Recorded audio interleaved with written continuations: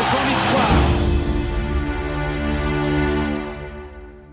Hello and welcome to the Alumni Lounge with the Montreal Canadiens. I'm Chantal Desjardins, joined by my good friend and former Habs defenseman superstar, Patrice Brisebois. Hi, Patrice. Hello, Chantal. Superstar, I like that. Yeah, you can use that. I like to use jazz hands sometimes, but it's up to you. Okay. I'm very excited for today's podcast.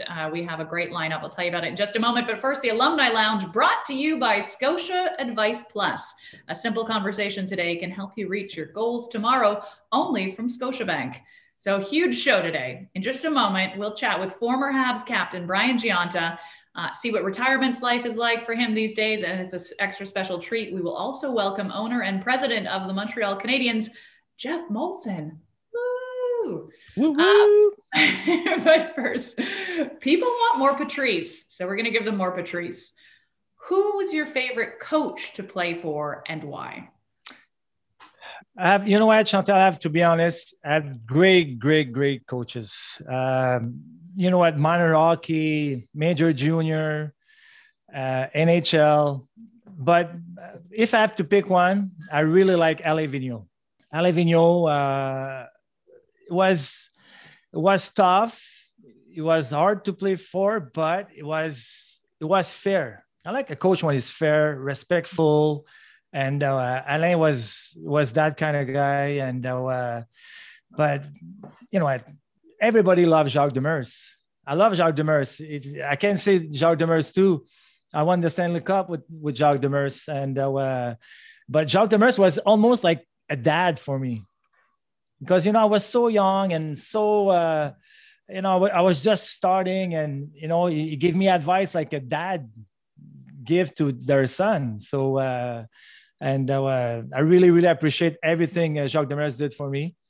But if I have to pick one, it will be Alain Vigneault. Now, let's give us some insight. What kind of advice did he give you, or what was the best piece of advice Jacques? I have a little story. When we won the Stanley Cup in '93, I bought my first Porsche. I was 22 years old. Like everybody knows, I always love cars, and I took my first racing course at Jim Russell here in Montreal. And now I know how to drive a car. And so one night I speed a little bit, and I get caught. And the next day, Jacques Demers called me. He says, "Son, I want to see you at the Forum. We need to talk." And I'm like, "What's wrong? What?" So I show up at the Forum, and he says, "It's okay. You buy your first Porsche. You know what? You deserve it. But you know what? Speeding ticket." And I'm like, "Oh, he knows that, and he says, "You know what? You have to be careful. We need you. I don't want you, to have an accident." And that's what Jacques Demers. He was so close to his player. And when Jacques was talking, it's like, okay, he's right. Is the way he was talking to his player, and I feel like it was like a dad for me. And always appreciate everything he did for me. And it was a good coach, but a very good human being. Oh, that's so sweet. What you didn't say is that he made you take the bus to practice for the rest of the year. No. I was lucky for that. Yes. Who were some of the best leaders you ever played with in both eras, both when you were young and then when you came back in 2007 and you were less young? Yeah. Like I said, 18 years in the NHL, I played with so many great players and great leaders. My first captain, Carbo was not that kind of guy who was talking a lot, but you know what? The way he was showing up every night to play, he gave everything on the ice. And you know what? You look at him and you say, I have to do the same thing. Kirk Muller's, I was saying same way, and Mike Keane, and Denis Savard was an awesome player too. And after that, I really appreciate to play with Joe Sakic with the Avalanche. Joe was an awesome captain. Rob Blake, all those guys. And like I said, it's hard, Chantal, to say who was the best leader, the best. Everybody is different. Everybody's, sometimes some guys, they don't like to talk, but I think the most important thing, when you show up on the ice, all your teammates on the bench, they know you give everything for the team. Any advice for any young Francophone players to kind of thrive under the pressure of playing in Montreal? We all know it's not easy to play Montreal. You know what? The media, the fans, but I'll always say, Chantal, it's the best place to play hockey. And you know what? If you work hard, if you deliver, if you're doing what you have to do and you perform, you don't have problem. The fans, they're going to say, wow, I love what you're doing. And, I keep it up. And the media, they're going to say nice things about you. The only thing is that's the other way. When, you're not performing or the team's not playing well or stuff like that. Yes, it's maybe tougher, but it's still the best place to play hockey. It's the passion of the fans. That's why that gives you energy. Playing, I'm sure, Chantal, if you ask every player in the NHL, where is the best place to play hockey? They're going to say Montreal. Now we're learning some fun things about you. We know you hate bad drivers. We know you're on TikTok. You didn't have a dog as a kid. One last fun thing about Patrice Brisebois that the fans don't know. Fun things, you know what? Now you know me, Chantal. I'm easy guy, and I can't say like, oh, I like to do this, I like to do that. But you know what? Just be yourself. And I always say, Chantal, one life to live, have fun, because you never know what's going to happen. And that's the way I am. And I think people should, think that way. Mm-hmm. What do you think? I think that's great. One life to live, because you never know what's going to happen. Introducing Advice Plus, a new way to create a plan together that keeps you heading in the right direction. We start by getting to know you better. Then we'll work together to build a plan that grows with you, adding personalized products and solutions along the way that can help you reach your goals tomorrow. We get to know you better to guide you better. Today and tomorrow. Advice Plus, only from Scotiabank. We've got former Canadian star defenseman, and even more impressive than that, the co-host of the Alumni Lounge, Patrice Brisebois. Hello, Chantal. Hello, everybody. Hello, good. We've also got former Habs captain Brian Gionta. And last but certainly not least, we have the president and owner of the Montreal Canadiens, Geoff Molson. Welcome, gentlemen. Thank you. Happy to be here. Brian, let's start with you. Now, there's a lot of people wondering what you're up to these days. What does retirement look like for you? Retirement's been great. I've enjoyed every minute of it. I have 3 kids, 15, 12, and 9. And so it's just about getting out to their sporting events, bringing them to school, and just enjoying that time missed when you were a player. Oh, so that means you don't miss the game? Oh, I missed the game 100%. Okay. You missed the paycheck too, right? No, I'm good. Do you still follow it much? Yeah, I follow it all the time. With both my boys, the 15 and 9-year-old, they love hockey. And so it's on nonstop. So we keep in touch with all of our old friends, all of our old teams, and see how they're all doing. Now, Geoff, it's been a bit of a trying year for all of us, let alone for someone running one of the most storied franchises in NHL history. How has this experience changed you, both as a person and as a business owner? That's a good question. I think I've been through, ever since March 12th, when everything came to a screeching halt for everyone, but also for the Montreal Canadiens. I think you go through so many different iterations of what you believe and what you see. At first it's, let's just lay low for a few weeks and this is going to go away. And then all of a sudden you get to the month of May and you're like, oh, you know what? This is going to be a little worse than we thought it was going to be. Let's plan on opening up again in September. And then, the middle of the summer comes around, you're thinking, oh boy, I don't think we're opening up in September either. And here we are 13 months later, still closed to our fans. And we want to have our fans in the building really badly, but we can't. So I would say, as a person, I've learned to be patient. I've learned to maintain a certain level of optimism, even though it's difficult. And the most important thing for us as an organization, because everybody's at home, is to take care of our employees, and that's been a big focus for me. Now, the team was in your family for many years. So when you bought the Habs in 2009, did any relatives reach out and offer advice? Actually, you know what? I have to say no. I grew up as a kid. I grew up watching my father be at the head of the Montreal Canadiens, and so I learned a lot from him. And so any cousin from the outside that wants to try and give their opinions to me, I think I got it from the expert myself, which was my father.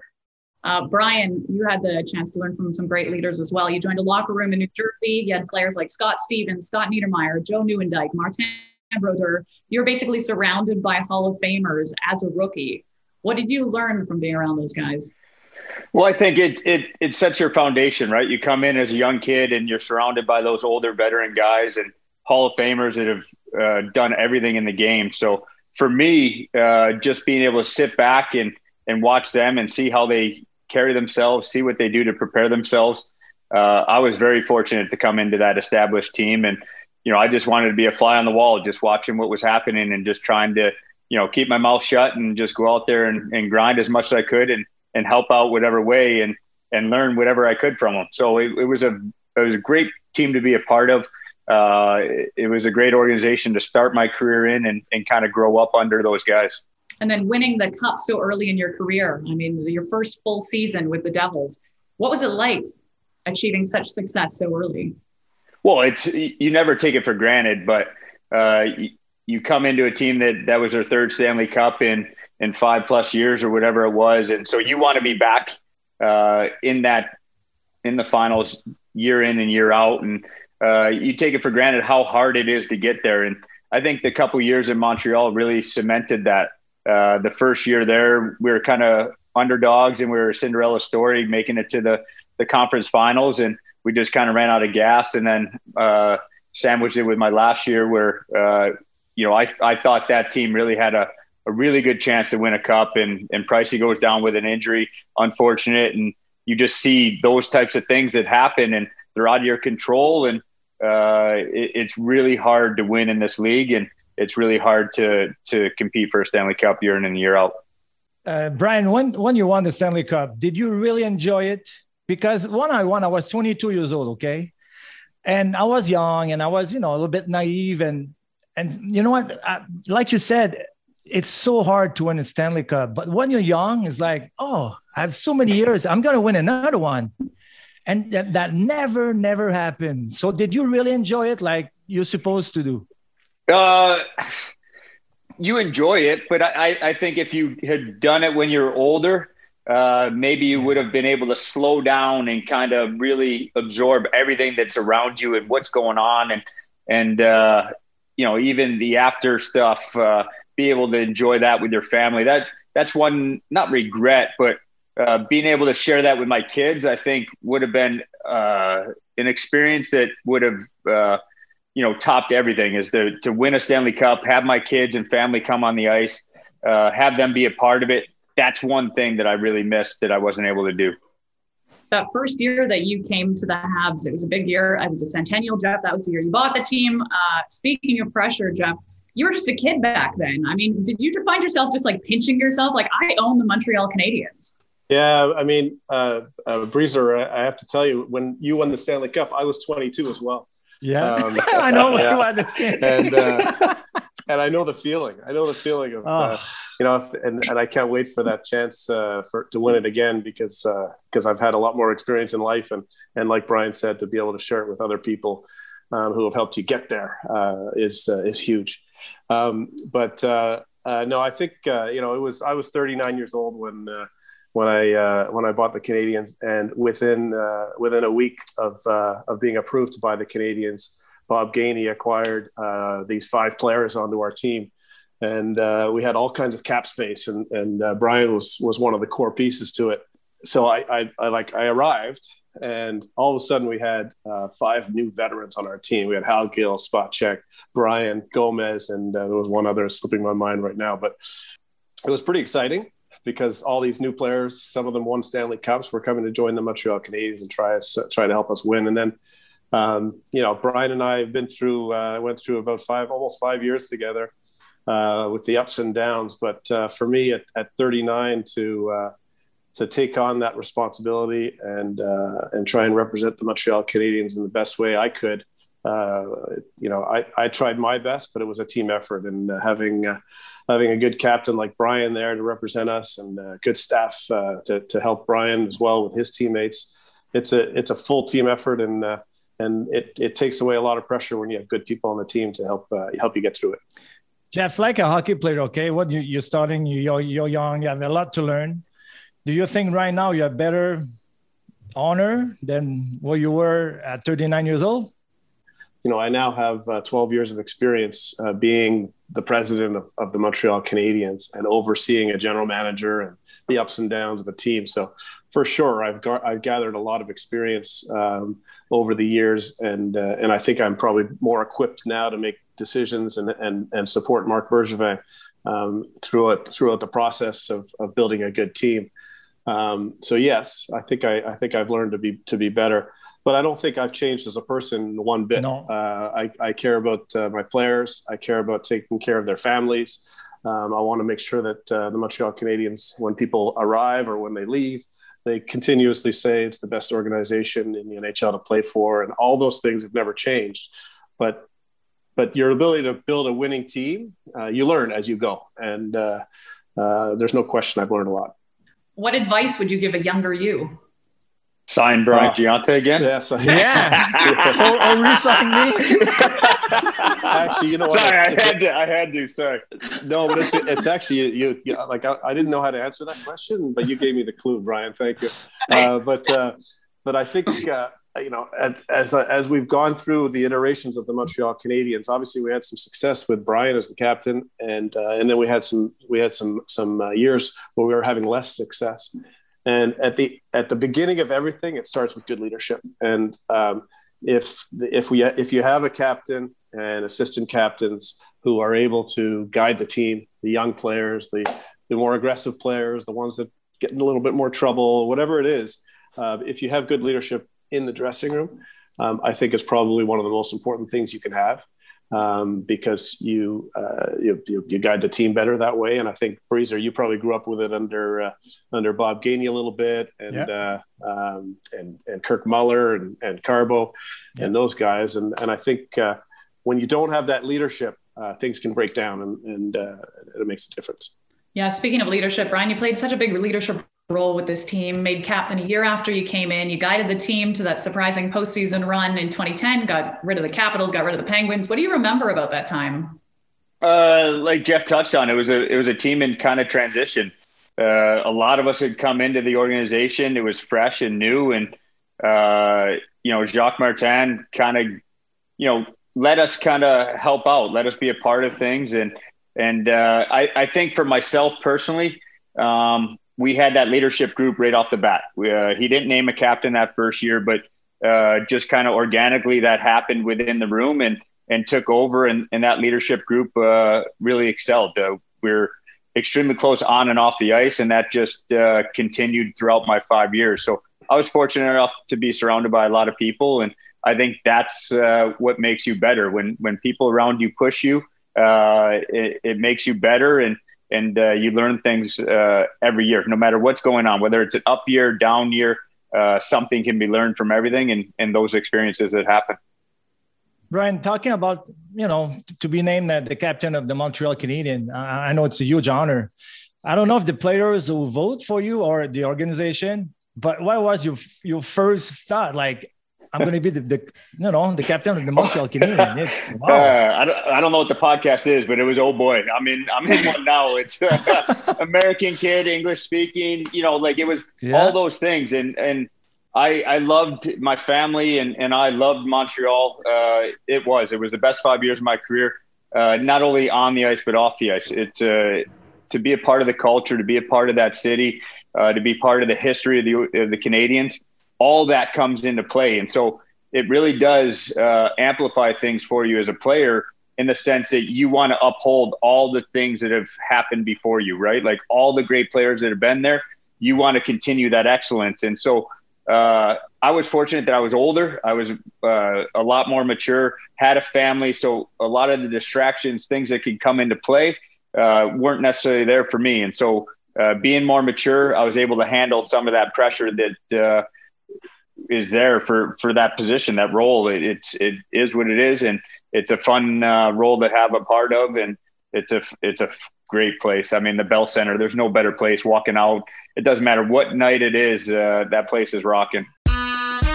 Introducing Advice Plus, a new way to create a plan together that keeps you heading in the right direction. We start by getting to know you better. Then we'll work together to build a plan that grows with you, adding personalized products and solutions along the way that can help you reach your goals tomorrow. We get to know you better to guide you better. Today and tomorrow. Advice Plus, only from Scotiabank. Geoff, what do you think makes Brian such a special player, both on the ice and in the locker room?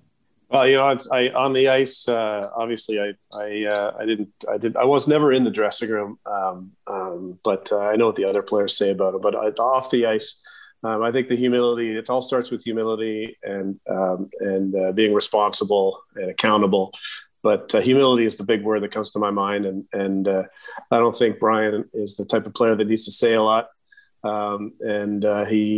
He delivered by actions. Being humble about it. So I think that's probably the character. And then obviously the nice thing about that team in 2009-10 was a lot of them were seasoned veterans. So they actually had wives and kids. And so I was fortunate enough to get to know their wives and kids as well with my wife. And so that made a difference as well. Just made us a stronger family and happier to be there. You went on to score 97 goals and 173 points in 303 games over those 5 seasons. Did you have a favorite game? Is that too tough to pick one? Oh, I don't know if there's a favorite game. I think there's too many. I mean, there's so many moments there. Grabbing the torch from Mr. Belvo. I mean, opening night, my very first game in the Bell Center. I mean, playoffs. I mean, there's no better place to be in playoffs than the Bell Center.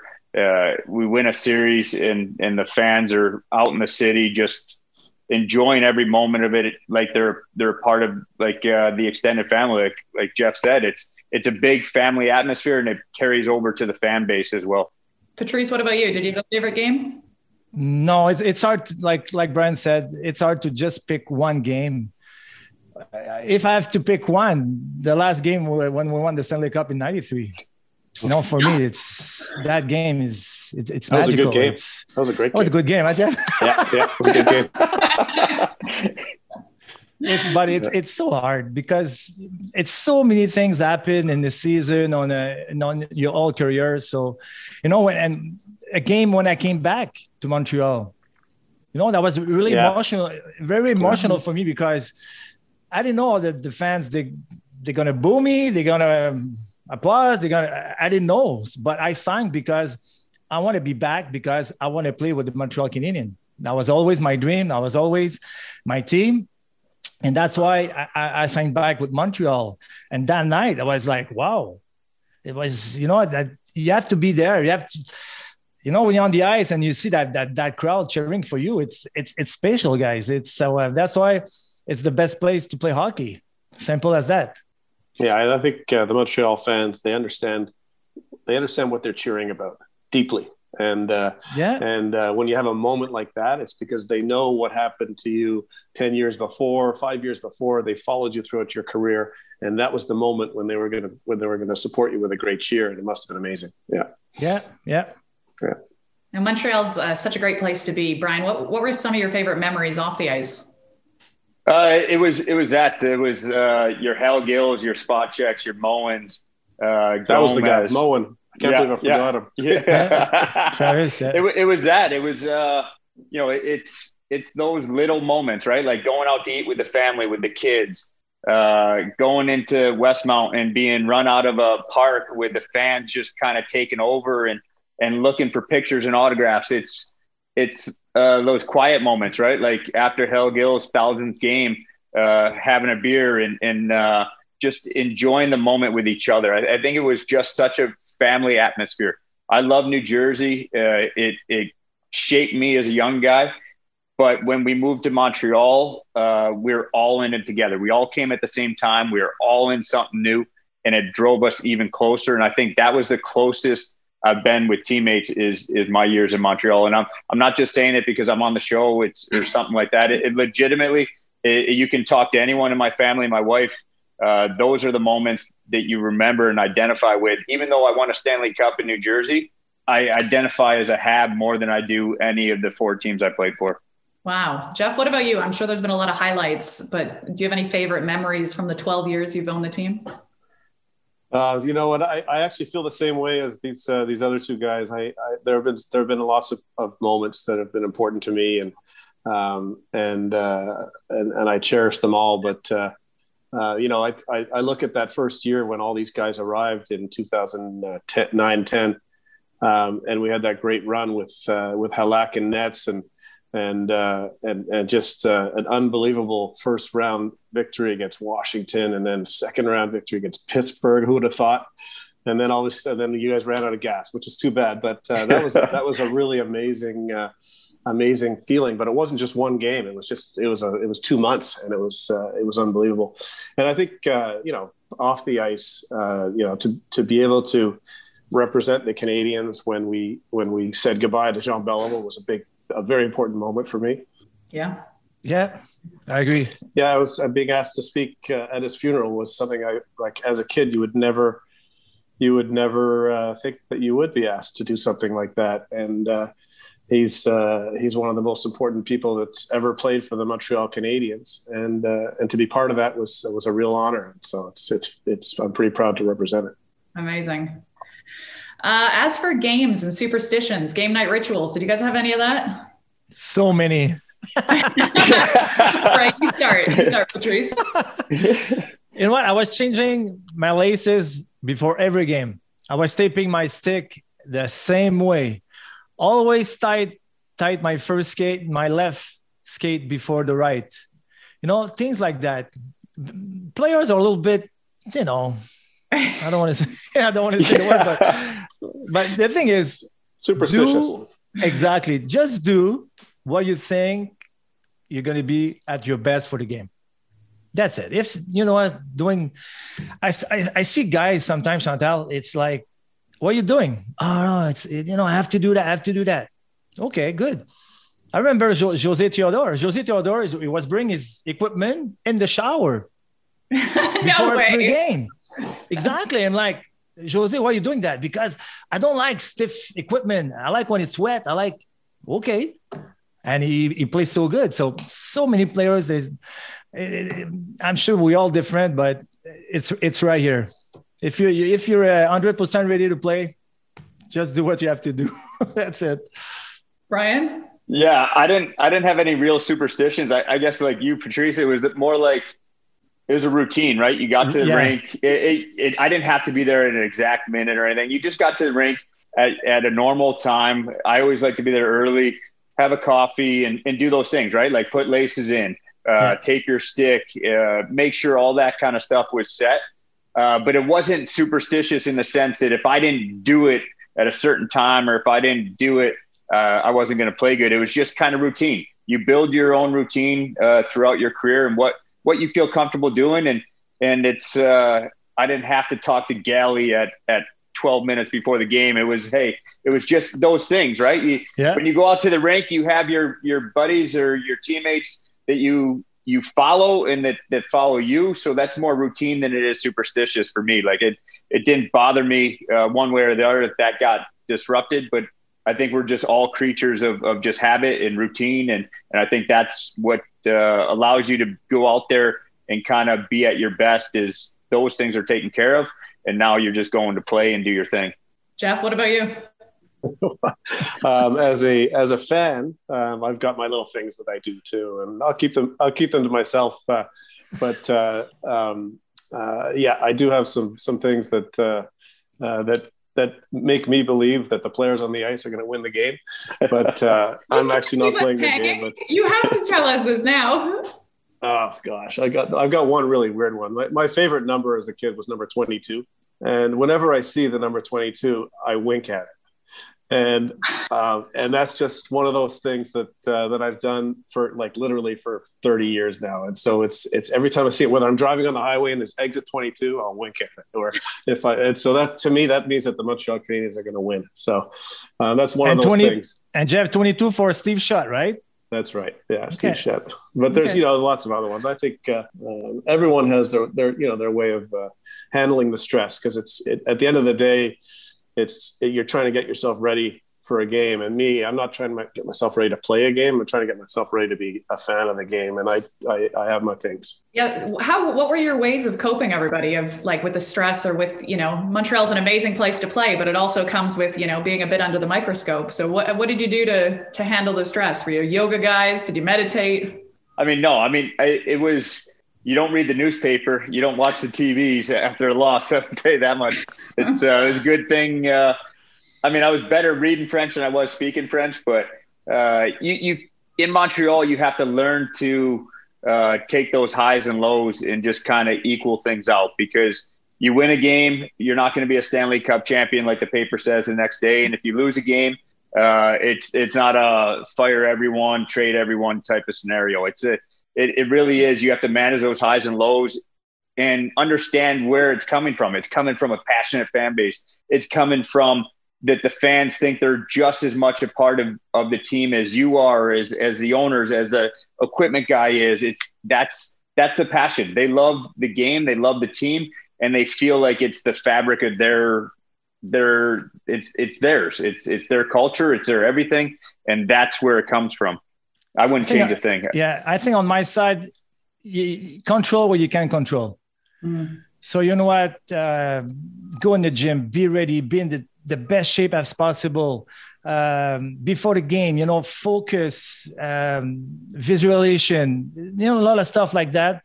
So if you're doing that, after that, win or lose, at least you can tell yourself, you know what? I give everything.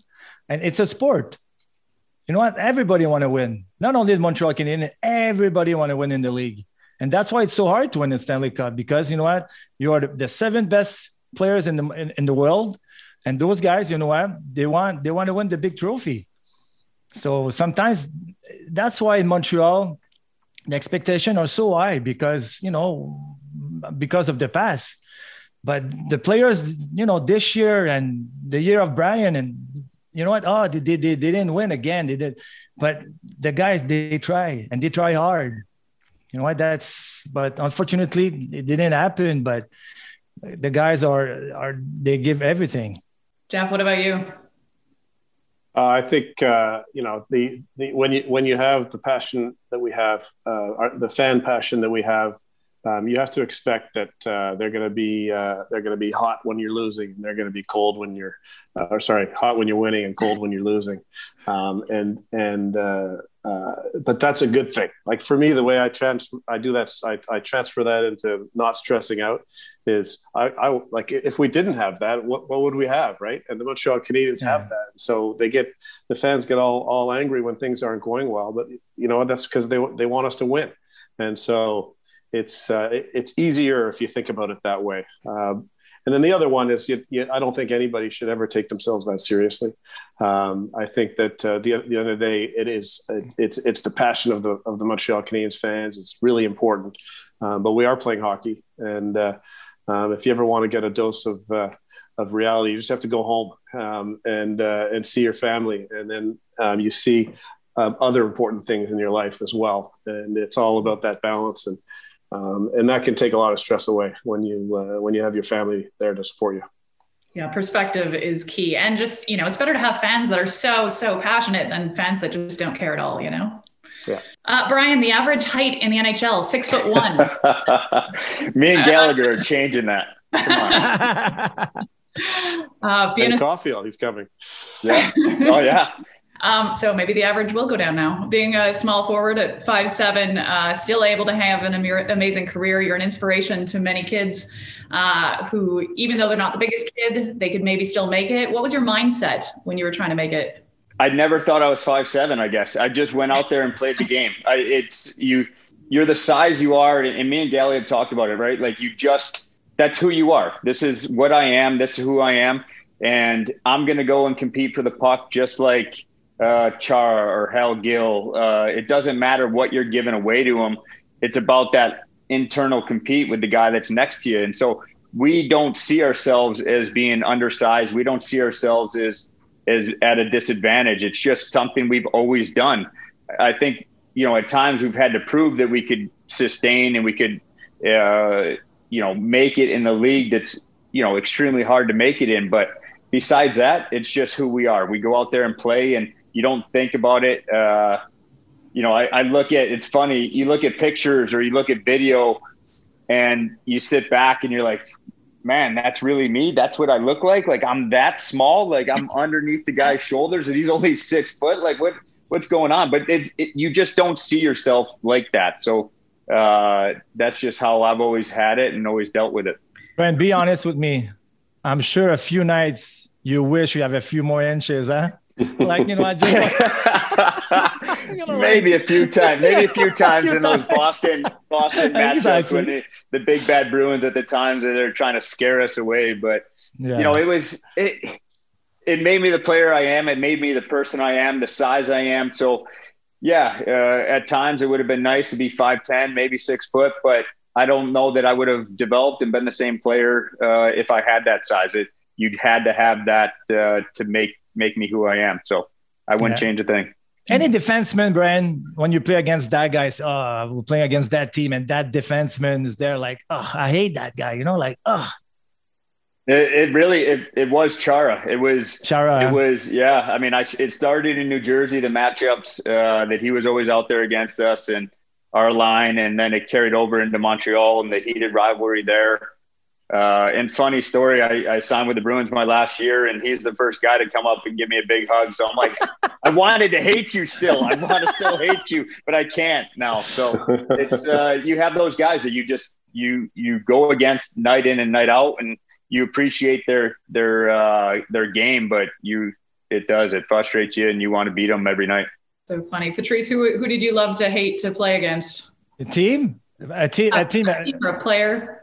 A player, my last few years, Lucic, overage kid, for the defenseman, the guy, they always finish their checks, that they, if they dump the puck and on your side, they want to punish you, those kind of guy. So Lucic was always, overage kid when he's starting his career. It was like every time it was finished, every hit. And those guys, they 230, 240 with the speed. Every time they hit you, it hurts. And I remember Chara one time in Ottawa. Chara had the puck, and he's coming. I had the chance to really like bang, and I hit him, and he saw me, and he just like ooh, and I feel like I hit a rock. It's so strong. I'm like, do we imagine all the forwards every time in their corner, like, the battle, one-on-one battle? Like, you have to be really strong to play against Chara. That's for sure. Geoff, who are your favorite players growing up? Well, as a young kid, it was Steve Shutt was my favorite player, and so he was a left winger on the Canadiens, and he scored a lot of goals. But then actually as a player, I became a defenseman. And so as I matured and grew up, I developed a liking for Chris Chelios. I just thought that he was a good leader. He was an outstanding defenseman, but he also had a little bit of a mean streak in him. And I like that in a defenseman. And it's fun to watch him not only perform offensively, but do what you're talking about, Breezer, is make people angry because of the way you play. So, yeah. Brian? Yeah, I mean, he knocked out my teeth a couple times, Shelly did. He had no problem coming up high with the cross check right in your mouth and in front of the net, on the side of the net, in the corner. It didn't matter. It was But you do. I love Chelly. He coached me at the Olympics, and he's a great guy, but, true competitor. I mean, to play till he did and do what he did, I ate a few of his old sticks there in the face. Patrice, who are your faves? Lafleur for me was like, when I was a young kid, I scored a goal. I was Lafleur. I was, the way Guy was skating, the style and the way she was shooting pucks, it was like, wow. My first game, I was 12 years old. My first game when I went to the Forum with my big brother, Guy Lafleur scored 2 goals, first star against Buffalo. They won 5-2. So I was so happy. And one of my my second camp with Montreal, I played a few exhibition games, and we play against Quebec Nordique, and I play against Guy. And the second period, pucks there, I saw a guy hit the guy. I turned around, that was Guy. I said, "Oh no, I just hit Guy Lafleur." I just hit Guy Lafleur. So did you apologize? That was Guy for me. Almost. Inside, almost in my mind, I said, "Oh no, I just said Guy." Yeah. I tried to make my place. No friends on the ice, Geoff. Brian, you represented your country a number of times, 2 World Juniors, 3 World Championships, a pair of Olympic Games. What was the honor like, and to be there? And was there one moment in particular that sticks out?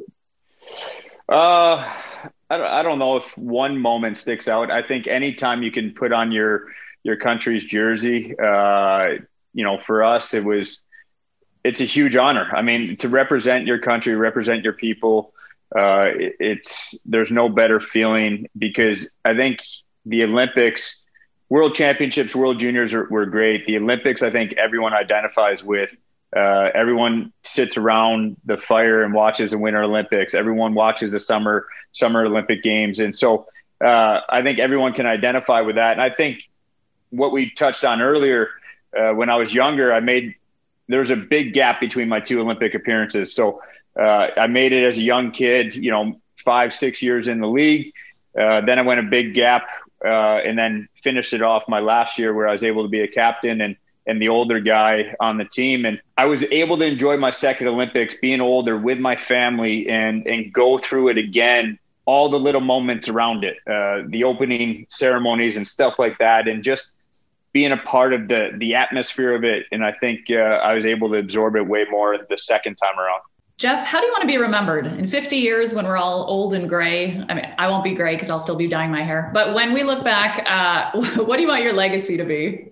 I've never really thought about that, but I'm a pretty simple guy, and if people remember me for being somebody who cared about them, who does everything they can to support them in the organization, someone who gives back to the community, I think just simple things like that would be good for me, because that's I'm a pretty basic guy, and I care about the basic things in life.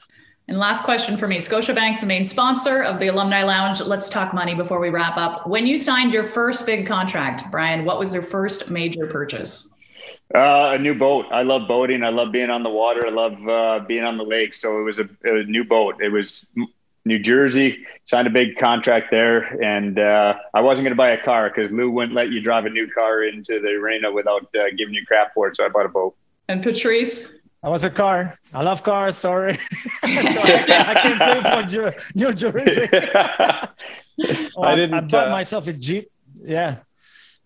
I didn't buy anything because I was paying these guys all the money. I appreciate it, Geoff. Thank you. Yeah, thank you, Geoff. This program is brought to you by ScotiaAdvice Plus. A simple conversation today can help you reach your goals tomorrow. Only from Scotiabank.